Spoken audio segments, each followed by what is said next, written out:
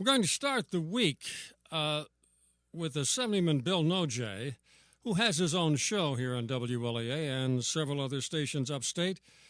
But we're going to be talking about a very, very special scandal apparently uncovered by the New York Times, of all people.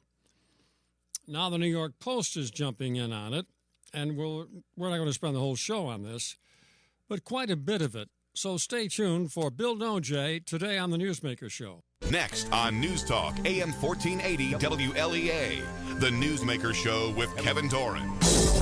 Bill, before we start, I want to take a moment to talk about a gentleman who was buried last week in Canisteo. His name was Stanley Banker. Now, you, I'm sure, did not know Stanley, but he was, to my mind, a wonderful, wonderful man who really dedicated himself to education, and he did it very effectively. I used to visit him for the last several years in the nursing home, and someone said, gee, that's nice of you to go down there and visit the nursing home. I said, wait a minute.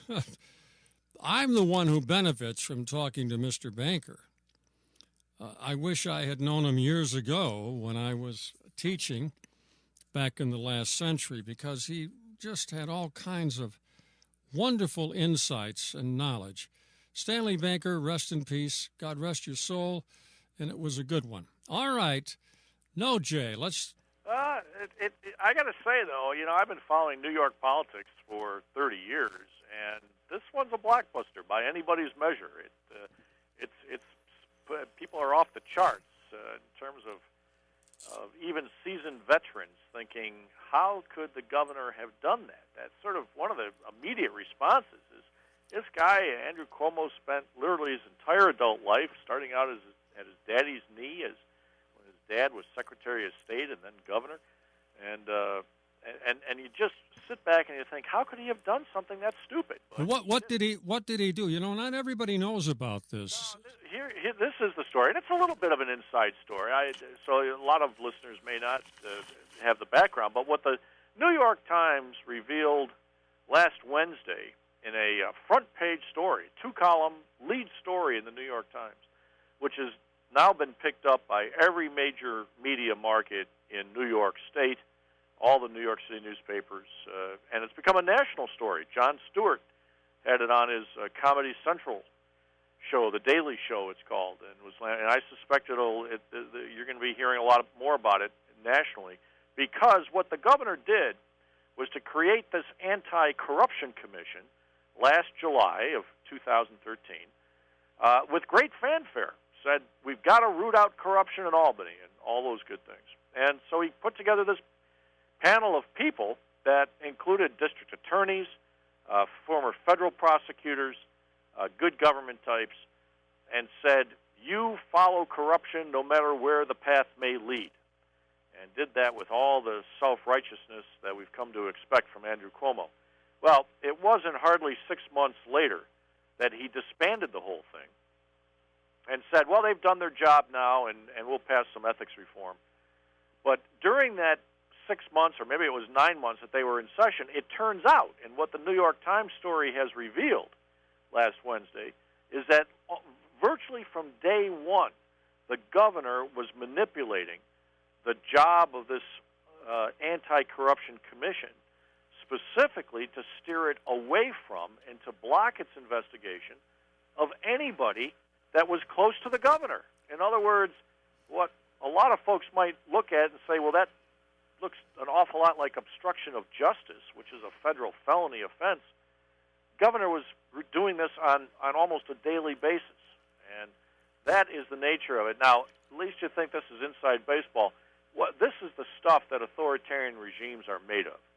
And I don't say that lightly or glibly. It is, and I'm not saying that these incidents are the end of democracy in New York State or America, but this kind of conduct of controlling the criminal justice process and using your control to avoid prosecution of yourself or your friends or people that work for you, that's never good in a democracy. It's never a healthy thing. Andrew Cuomo, if you're to believe even half of what's in the New York Times story, He's just wading hip deep in that cesspool of politics that we call Albany, and the cesspool of corruption of Albany. And worse, he is now using the Anti-Corruption Commission for his own political ends. It led to a lot of people saying only in New York would an Anti-Corruption Commission be investigated for corruption. But that's where we are in New York. Okay, now, I read that story, and they were going after, and there were some big hitters on this commission, a lot of DAs, former federal prosecutors, but Cuomo had a plant in there, at least one, that would veto anything that got close to his friends. And here's the interesting part. Republicans, downstate Republicans, and Democrats, most of whom are downstate anyway, when it got close to them, Cuomo would intervene and say, you can't go there. I've got to say something to you that will reveal my ignorance. I read the story on the Internet, then I printed it, and I was reading it over breakfast the other day, and I realized that I had missed the most important part, which was very early on in the story, and that is that a federal prosecutor, a Democrat at that, whose name I have trouble with, Preet something or other, is now looking into this Cuomo interference, and you called it obstruction of justice. Is that what they're looking at right now? I'm not privy to what the federal prosecutor is doing, but he's trying to develop a name for himself. Good federal prosecutor. I also stumble on the name, but I think it's Preet Bharara. It's Bharara, and he is experienced. I think he's trying to be the Rudy Giuliani of 2014. Giuliani got his start in politics by being a tough federal prosecutor, going after the mob. Well, Preet Bharara gets his reputation as a federal prosecutor that's going to take down corrupt New York State politicians. That could propel him to run for either statewide office or some other office. I don't know that that's his goal, but that's been the speculation. Well, it wouldn't matter. He can't indict somebody unless he's got something, right? Well, that's right. And here's the speculation. You had instances, and you just alluded to them, where the commission staff actually issued subpoenas to try to get information about legislative conduct that might have been illegal, and other corporations doing business for campaigns and so on. When Cuomo's people got wind of it, and apparently the governor himself got wind of it, the message went to the chief of staff of the commission to pull back those subpoenas. And they were pulled back. And that's the question. When you have an active criminal investigation underway and subpoenas are issued, and then all of a sudden the subpoenas are pulled back, that by almost any standard would be obstruction of justice. And whether or not that is what Preet Bharara, the U.S. attorney, is looking at, I suspect it is. I have a pretty high confidence level that it is, based upon the people that he has served subpoenas upon and the information that he's got. The question is, will he believe that there's enough there to bring charges? And if so, how high will he go? Will he go to Larry Schwartz, who is Governor Cuomo's chief of staff, and sort of the consigliere for the Cuomo organization? Will he get to the governor himself? That's what everybody is waiting to see. And don't forget, to the politicians, the question is, will any of this actually hit before November 4th, Election Day, or will it drag out post-election, in which, sort of like Watergate did, it started before the presidential election in 1972, but it wasn't until over a year after the election that Richard Nixon actually left office. Okay, let me admit a stupid comment that I made Friday with your friend and mine, Dr. Bob Heineman. I said, well, if this gets by the election, it probably will. You just said that, too. Federal prosecutions take a long time. If it gets past the election, at least they might be able to impeach Cuomo. Then I realized Democrats aren't going to impeach Cuomo, and they would have to be part of it. But he could be indicted, could he not? Yeah, I don't think he would be impeached. No. That would take an action of the state assembly, state legislature. It's not going to happen because it's run by Democrats. Some of the same crooks would have to impeach him, and he's got stuff on them. Yeah. Yeah. So that's I just don't see any scenario under which that happens. But you just said it correctly, that another way of leaving office is if you are indicted and convicted of federal felony offenses. Obviously, the governor could not stick around and could not withstand that. And therein lies the question, if Preet Bharara believes that there has been obstruction of justice, will he bring a case based solely upon that? And will it have legs? Will it actually, make much of an impact in the federal court system? If it does, we could have yet another New York State governor that's removed from office. Hey, but look we're sort of catching up with Illinois.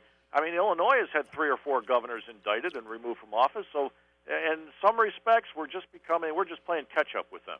Well, I don't know. I think our guys are just as crooked as their guys, but not our guys don't seem to end up in a federal pen. That brings me to my next question. Somebody asked me this. Will the feds pursue a case against Cuomo or his top aides, or even some of his Republican buddies? I said, well, you got to remember that Eric Holder's the Attorney General. I assume Preet works for him somehow. Yes. Yep. Eric Holder will never do anything to goof up his buddies, and Cuomo would have to be one of his buddies because he's one of Obama's buddies. Well, I'm not sure how much he's one of Obama's buddies. This gets into the netherworld of inside baseball politics in the Democratic Party, which I'm not part of, obviously. All I know is what I read in the newspapers and hear on the radio and the television. But this is where it gets fascinating. The question is, it's fairly clear Cuomo and Obama are not close. But sometimes the enemy of my enemy is my friend. I think the question is, how much does Obama want to derail Hillary Clinton by increasing Cuomo's standing, or does he want to do Hillary Clinton a favor by knocking Andrew Cuomo out of the presidential sweepstakes with corruption allegations? This will, if it's taken through, if there's indictments, it could kill Andrew Cuomo's presidential ambitions. But similarly, if the case is dropped, it won't even be a blip on the radar screen because, truth be told, most voters don't pay much attention to this stuff, not directly relevant to them. They're much more interested in job creation and economic development. Well, you've said a mouthful there, and we'll just have to wait and see. I have other questions I want to ask you. By the way, you're right. The New York Post is going after this story now. I don't know about the Daily News. They tend to be Democrat, but it's whether the DNC and the Buffalo News and the upstate papers pick up on it. That will determine a lot about the future. I'm going to use an expression you use a lot. I don't know if you say it on the air, but you say it off the air. So-and-so appears to be the smartest guy in the room. I belong to that group, maybe it's a small one, which doesn't believe that Andrew Cuomo is the smartest guy in the room by any stretch. I don't see him getting very far in the presidential election. I think that, what's her name, the senator? Well, there's from Massachusetts. Oh, Elizabeth Warren. Yeah, that's where That's where Obama is going to put, according to Ed Klein, who will be on the air with us tomorrow. That's where Obama's putting his money and his help because he does want Hillary brought down. We'll be back in just a moment.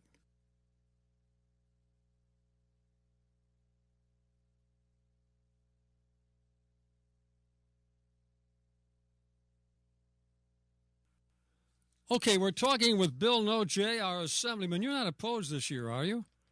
I am. I do not have any opponent, which is a good thing. It allows me to work to support some other candidates that I feel strongly should win the election. So I'm still active on the campaign trail. It's just that I'm helping out other candidates now.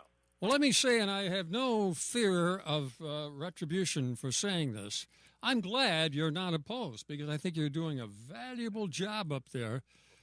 Thank you. Of course, in the assembly, you're outnumbered by Sheldon and his group, but nevertheless, you're able to point out a lot of the terrible things that go on in Albany at our expense. Let's move on to something else. Astorino wanted to go to the governor's conference And Christie's people, reportedly, Governor Christie's people tried to block him, and Christie's on record as saying Rob Astorino is a lost cause. He probably is, isn't he? I'm not sure if he is. You know, one thing you learn in politics is that things can change very fast. I mean, look at Tom Reed. I mean, Tom Reed was not given much of a chance of beating Eric Massa back there in 2010, when he first declared that he was going to run. And then Eric Massa blew up, and Tom Reed was standing there as the declared candidate, and all of a sudden he was the next congressman. So you can never tell. Or take a look at David Patterson. David Patterson was largely regarded as a lieutenant governor that nobody would ever remember or hear from. And not too far into the Spitzer administration, Spitzer blows himself up, and David Patterson winds up being governor of the state of New York.